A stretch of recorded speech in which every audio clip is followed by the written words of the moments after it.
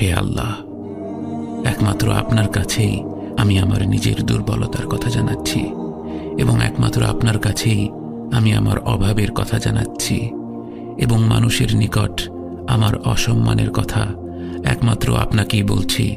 ইয়া আরহামুর রাহিমিন, আপনি তো প্রতিটি দুর্বল ব্যক্তির রব এবং আপনিই আমার রব। আপনি কার কাছে আমাকে ছেড়ে দিলেন? এমন অচেনা মানুষের কাছে যারা আমার ক্ষতি করতে চায়, নাকি এমন শত্রুর কাছে যাকে আপনি আমার চেয়ে অধিক শক্তি দিয়েছেন? হে আল্লাহ, যদি আপনি আমার উপর রাগ না করে থাকেন তাহলে এর কিছুতেই আমার কিছু আসে যায় না, কিন্তু আপনার আশ্রয়ে পেলে আমার পরিস্থিতি আরো সহনীয় হবে। হে আল্লাহ, আমি আপনার চেহারার নূরের কাছে আশ্রয় চাই, যা সব অন্ধকারকে উজ্জ্বল করে দিয়েছে, যা দুনিয়া এবং আখিরাতের সব বিষয়ের সংশোধক। আল্লাহ, আপনার রাগ এবং অসন্তুষ্টি থেকে আমি রেহাই চাই।